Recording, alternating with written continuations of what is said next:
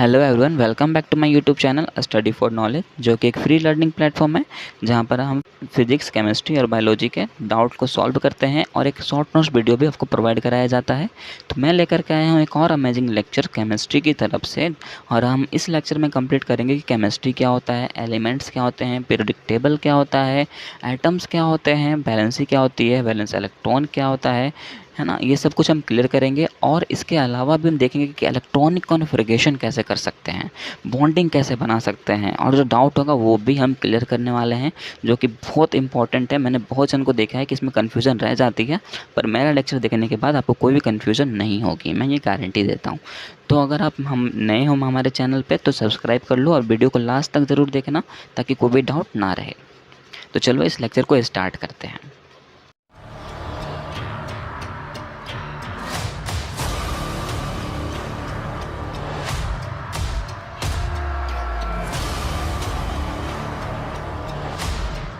सबसे पहले बात करते हैं केमिस्ट्री क्या है। तो केमिस्ट्री का डेफिनेशन कहता है, it is the branch of science which deal with the chemical reaction and bonding with other elements etcetera. ये क्या कहता है कि केमिस्ट्री जो है एक साइंस का ब्रांच है जो डील किसके साथ करता है, केमिकल रिएक्शंस के साथ करता है, और इसके पीरियोडिक टेबल में जितने भी एलिमेंट्स हैं उसके साथ ये बॉन्डिंग किस तरह बनाता है वो इसके बारे में डीलिंग बताता है। ओके, हमने यहाँ एक चीज़ सीखा है, एलिमेंट। एलिमेंट किसके अंदर होता है, पीरियोडिक टेबल के अंदर होता है।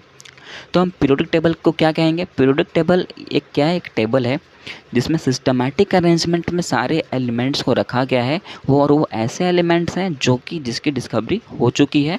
टोटल एलिमेंट्स कितने होते हैं, 118 होते हैं, मतलब इतने एलिमेंट्स की डिस्कवरी हो चुकी है। लेट्स अबाउट अ डेफिनेशन इसी से मिला के बनाएंगे। डेफिनेशन क्या कहता है, it is the table in which systematic arrangement of known elements. क्या है, ये एक टेबल है जिसके अंदर सिस्टमैटिक अरेंजमेंट के साथ नॉन एलिमेंट्स को रखा गया है। अब देखो, जितने भी एलिमेंट्स हैं क्या सारे के सारे एक जैसे होंगे, क्या नहीं होंगे यार। कैसे हो सकते हैं, अगर एक जैसे होते तो हम इतना इसके बारे में पढ़ते ही क्यों, ये केमिस्ट्री बनता ही क्यों। इसके पीछे की मिस्ट्री तो यही है कि इसके सारे एलिमेंट्स से अलग अलग कहानी हो जाती है। किसी का ऑक्टेट कंप्लीट नहीं होता है, किसी का कंप्लीट हो जाता है, कोई इलेक्ट्रॉन को डोनेट करता है तो कोई इलेक्ट्रॉन को एक्सेप्ट करता है। इसीलिए तो हमें ये केमिस्ट्री पढ़ना पड़ता है, इसके पीछे की मिस्ट्री यही है। तो एक एक करके हम इस मिस्ट्री को सॉल्व कर देंगे। क्या दिक्कत है यार, कुछ भी दिक्कत नहीं है। एलिमेंट्स क्या है, एलिमेंट्स को अपन एटम भी कहते हैं। एटम का स्ट्रक्चर मैं दिखाता हूँ। एटम का स्ट्रक्चर इस तरह का दिखता है, सेंटर में न्यूक्लियस प्रेजेंट होता है, उसके अंदर दो चीज़ आते हैं, न्यूट्रॉन और प्रोटॉन। न्यूट्रॉन जो होता है वो न्यूट्रल चार्ज लेकर के जाता है, इसमें कोई भी चार्ज नहीं होता। प्रोटॉन में पॉजिटिव चार्ज रहता है। उसके चारों तरफ क्या रोटेट करते रहते हैं, इलेक्ट्रॉन्स रोटेट करते रहते हैं। तो कैसे रोटेट करते हैं, तो उसके चारों तरफ 4 सेल होते हैं, K shell, L shell, M shell, N shell. K shell में 2 इलेक्ट्रॉन रहते हैं, एल सेल में 8 इलेक्ट्रॉन रहते हैं, एम सेल में 18 और एन सेल में 32 इलेक्ट्रॉन रहते हैं। इलेक्ट्रॉन में चार्ज कौन सा होता है, नेगेटिव होता है, राइट। अब बोलोग सर ये तो बहुत पेचीदा लग रहा है, इसका कोई ट्रिक नहीं है याद रखने का। बिल्कुल है, इसका फॉर्मूला है 2n²। क्या है, 2n²। अब देखो, बोलोगे सर ये 2n² क्या है। ये एक फॉर्मूला है जिसके थ्रू आप इलेक्ट्रॉन निकाल सकते हो कि के सेल में कितने होते हैं, एल सेल में कितने होते हैं, एम सेल में कितने और एन सेल में कितने होते हैं।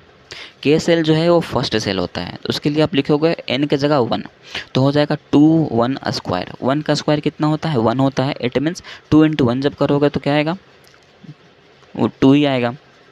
तो यहाँ रिजल्ट है 2 इलेक्ट्रॉन। एल सेल जो है वो सेकंड सेल होता है। सेकंड के लिए आप n की जगह 2 पुट करोगे तो हो जाएगा 2n² में क्या हो जाएगा, 2 × 2 का square, right. 2n², it means 2 × 2 का स्क्वायर। तो 2 का स्क्वायर हो जाएगा 4 और 4 × 2 8। तो इस तरह से यहाँ 8 इलेक्ट्रॉन आ जाएगा। एम सेल का भी उसी तरह, एन सेल का भी उसी तरह। तो यहाँ हमने एटम देख लिया, न्यूट्रॉन देख लिया, प्रोटॉन देख लिया, इलेक्ट्रॉन देख लिया, किस तरह रोटेट होते हैं वो देख लिया, फॉर्मूला देख लिया।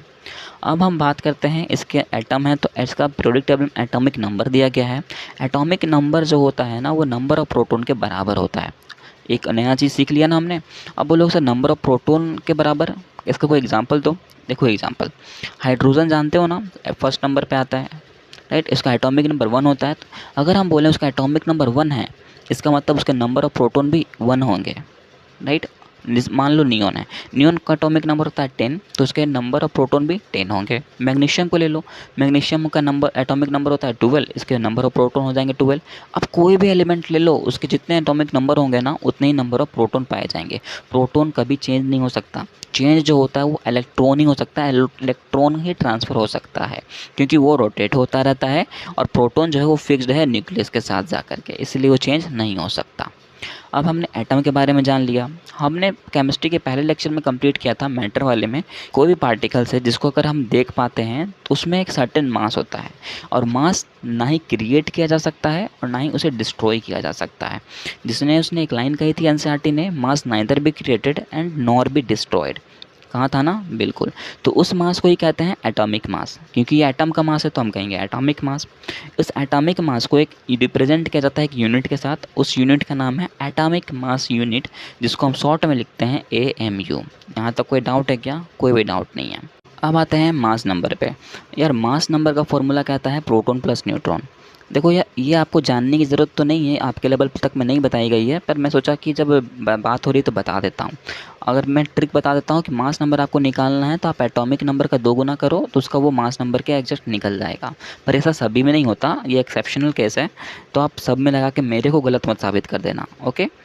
तो अब हम आते हैं सबसे बड़े प्रॉब्लम में, वैलेंसी क्या होती है, वैलेंस इलेक्ट्रॉन क्या होता है। वैलेंस इलेक्ट्रॉन उस इलेक्ट्रॉन को कहेंगे कि किसी भी एलिमेंट के आउटर मोस्ट सेल में जो जितने भी इलेक्ट्रॉन प्रेजेंट होंगे उस इलेक्ट्रॉन को हम कहेंगे वैलेंस इलेक्ट्रॉन। अब बोलोगे सर ये क्या कहते हो ना, समझ नहीं आता, कुछ एग्जांपल दो तो समझ में आए। देखो एग्जांपल मैं देता हूँ, कार्बन ले लो। कार्बन का एटॉमिक नंबर कितना होता है? 6 होता है। पहला सेल में कितना इलेक्ट्रॉन जाएगा? 2 आएगा। के सेल कंप्लीट हो गया। उसके बाद कौन सा सेल आएगा? एल सेल आएगा, जिसमें कितने इलेक्ट्रॉन रह सकते हैं? 8 इलेक्ट्रॉन रह सकते हैं। लेकिन इसके पास बचा कितना है? 4, तो वो 4 इलेक्ट्रॉन रह जाएगा। तो वो जो आउटर मोस्ट सेल कहलाया, कार्बन का आउटर मोस्ट सेल कौन सा हो जाएगा? L shell. उसमें कितने इलेक्ट्रॉन रहे? 4 इलेक्ट्रॉन रह गए। तो वो जो इलेक्ट्रॉन रह गए ना, उसी इलेक्ट्रॉन को हम कहते हैं वैलेंस इलेक्ट्रॉन। कितना ईजी से समझ गया ना अपन? बिल्कुल, आउटर मोस्ट सेल वाले इलेक्ट्रॉन को हम कह दिए वैलेंस इलेक्ट्रॉन। अब बोलेंगे सर वैलेंसी बता दो ना, वैलेंसी का भी कोई ट्रिक होगा ना, बता दो ना फटाक से। तो बिल्कुल, वैलेंसी आपको निकालना है ना किसी भी एलिमेंट का, तो आप 8 माइनस वैलेंस इलेक्ट्रॉन करो, आपके वैलेंसी निकल जाएगा। बोले कि क्या बात कर रहे हो, ऐसा होता है क्या? बिल्कुल ऐसा ही होता है। आपको वैलेंस इलेक्ट्रॉन पता चल गया कितने हैं? 4 हैं। 8 माइनस 4 करो, रिजल्ट क्या आएगा? 4 आएगा। That's the valency of carbon. देख लो कितना जल्दी पता चल गया ना। बिल्कुल यार, आप किसी भी एलिमेंट का इसी तरह से निकाल सकते हो। तो क्यों ना एक और ट्राई किया जाए। चलो हम लेते हैं नियोन को। नियोन को लेते हैं। नियोन का एटॉमिक नंबर 10 होता है। पहले सेल में कितने जाएंगे? 2 इलेक्ट्रॉन चले जाएंगे। के सेल कंप्लीट हो गया। एल सेल में कितने? 8 इलेक्ट्रॉन आ जाएंगे, तो हो गया कंप्लीट। 8 और 2 कितने हो गए? 10 इलेक्ट्रॉन हो गए, कंप्लीट हो गए। यहाँ तक कोई दिक्कत है क्या? कोई भी दिक्कत नहीं होगी, बिल्कुल। अब देखो यहाँ पर आपको वैलेंस इलेक्ट्रॉन कितने होंगे? 8 हो जाएंगे। लास्ट में सब, और लास्ट सेल में कितने इलेक्ट्रॉन दिख रहे हैं आपको? तो 8 इलेक्ट्रॉन दिख रहे हैं, ये हो गया वैलेंस इलेक्ट्रॉन। अब आ जाओ वैलेंसी पे। वैलेंसी में कुछ नहीं करना था, 8 माइनस वैलेंस इलेक्ट्रॉन करना है। वैलेंस इलेक्ट्रॉन कितने हैं? 8 हैं। तो 8 माइनस 8 करोगे तो रिजल्ट क्या आएगा? 0 आएगा। ये बहुत मज़ेदार है। नियोन जो होता है इसका कोई वैलेंसी नहीं होती, वो उसका वैलेंसी 0 होता है, इसीलिए हम इसको 0 वैलेंट भी कहते हैं। चलो एक और आपको देता हूँ करने के लिए, आप खुद से करके बताओ मेरे को। नाइट्रोजन ले लो। नाइट्रोजन का एटॉमिक नंबर कितना होता है? 7 होता है। पहले सेल में 2 इलेक्ट्रॉन चले जाएंगे, बिल्कुल। एल सेल पे 5 इलेक्ट्रॉन जाएंगे, तो आउटर मोस्ट सेल में 5 इलेक्ट्रॉन रह गए।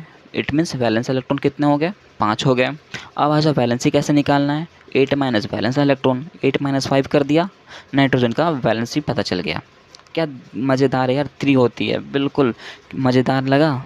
अगर ये ट्रिक आपको अच्छा लग रहा है तो आप मेरे को लाइक ज़रूर करो यार लाइक और सब्सक्राइब करके ही जाओ, ओके। तो ये हमने देख लिया वैलेंसी क्या है, वैलेंस इलेक्ट्रॉन क्या है, ओके। अब आगे आते हैं। आगे एक लाइन कहने जा रहा हूँ, बहुत इंपॉर्टेंट है। देखो पीरियोडिक टेबल में जितने भी एलिमेंट्स होते हैं ना, सारे के सारे स्टेबल नहीं होते। आपको पता है ना, किसी का ऑर्बिट कंप्लीट होता है तो किसी का ऑर्बिट कंप्लीट नहीं होता, फुलफिल्ड नहीं होता। जैसा कि हमने थोड़ी देर पहले भी जब कार्बन का वैलेंसी चेक किया था, तो कार्बन के वैलेंसी में हमने देखा था कि एल सेल में 4 इलेक्ट्रॉन थे, मतलब, और रहने कितने चाहिए थे? 8 इलेक्ट्रॉन चाहिए थे। तभी तो 8 इलेक्ट्रॉन रहता तो हम कहते हैं वो पूरी तरह से स्टेबल है।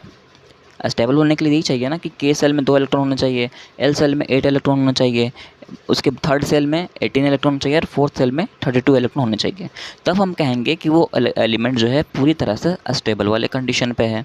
पर सारे एलिमेंट ऐसे होते हैं क्या? नहीं होते, राइट।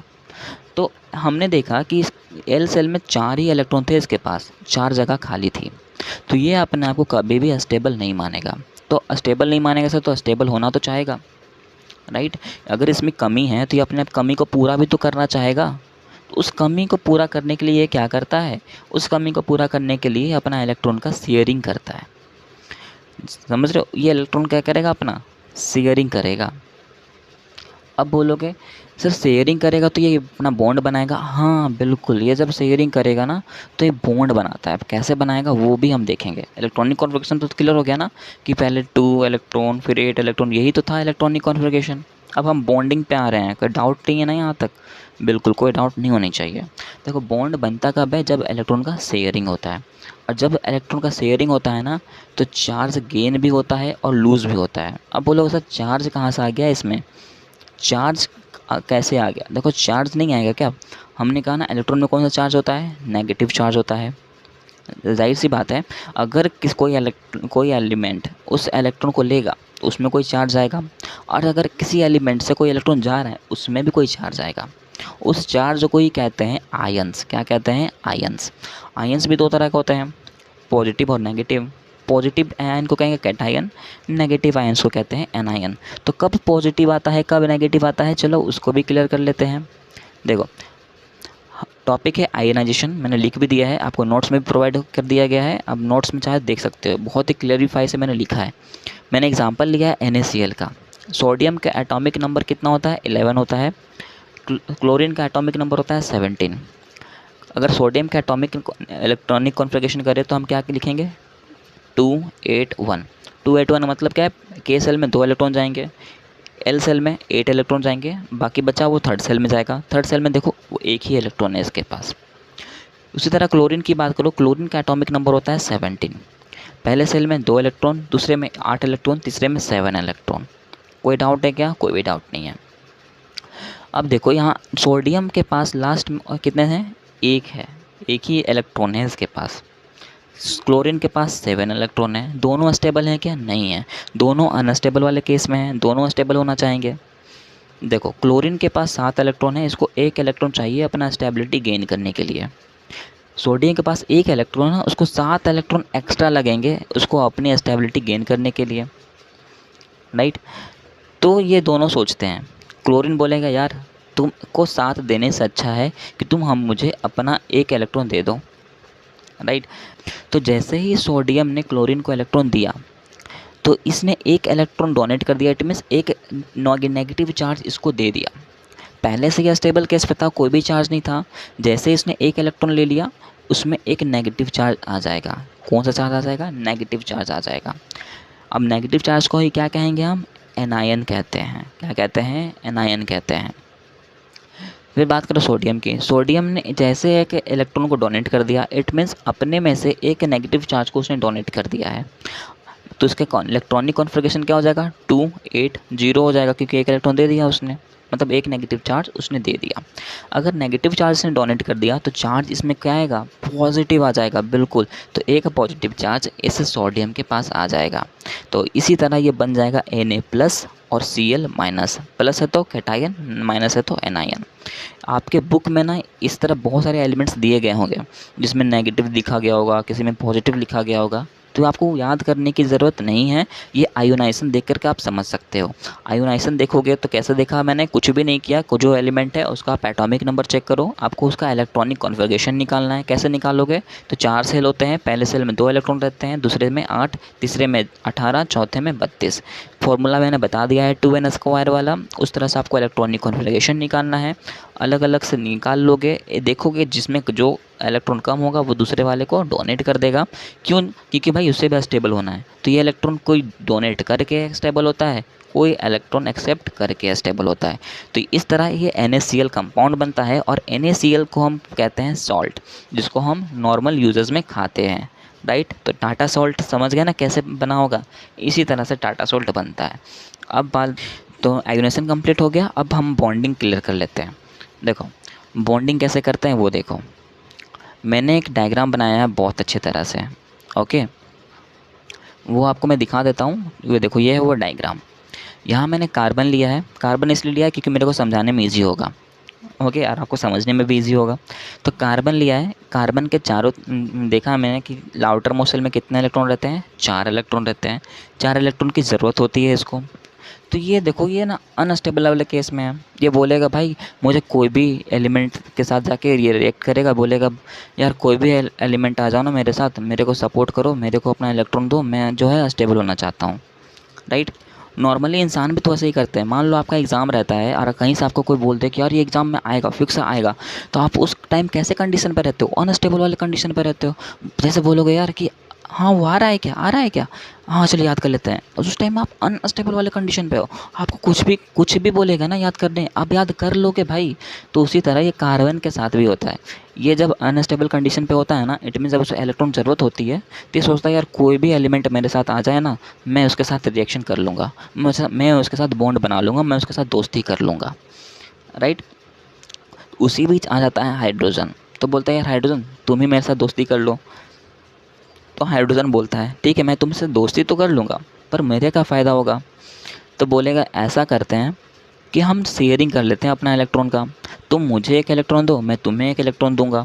हाइड्रोजन बोलता है इससे मुझे क्या फ़ायदा होगा यार, तुम अपना एक इलेक्ट्रॉन दोगे, मैं तुम्हें अपना एक इलेक्ट्रॉन दे दूंगा, तो मेरे पास बचेगा क्या। तो वो बोलता है कि दोनों जब अपना एक इलेक्ट्रॉन शेयर पे करेंगे ना, तो 2 इलेक्ट्रॉन हो जाएगा। 2 इलेक्ट्रॉन लेके तुम चले जाना, और मैं भी वो शेयरिंग में कुछ हिस्सा मैं भी रख लूँगा। तो बोलता है कि चलो ठीक है, इससे तो मेरा भी ऑक्टेट कंप्लीट हो जाएगा, पर तुम्हारा क्या होगा, मैं तो एक ही हूँ, मेरे पास एक ही इलेक्ट्रॉन है, मैं तुम्हें अगर एक दे भी देता हूँ तो भी तुम्हारे आउटर मोस्ट शेल में 5 ही इलेक्ट्रॉन रहेंगे, तुम्हें 3 और चाहिए होगा।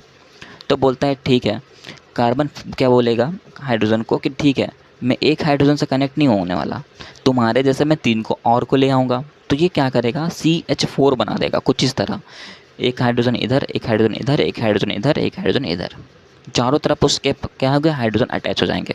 एक इलेक्ट्रॉन ये डोनेट करता जाएगा, ये एक इलेक्ट्रॉन ये डोनेट करता जाएगा। तो इस तरह से हाइड्रोजन का भी ऑक्टेट कंप्लीट होता जाएगा, क्योंकि हाइड्रोजन को कितने इलेक्ट्रॉन चाहिए, एक ही इलेक्ट्रॉन चाहिए था।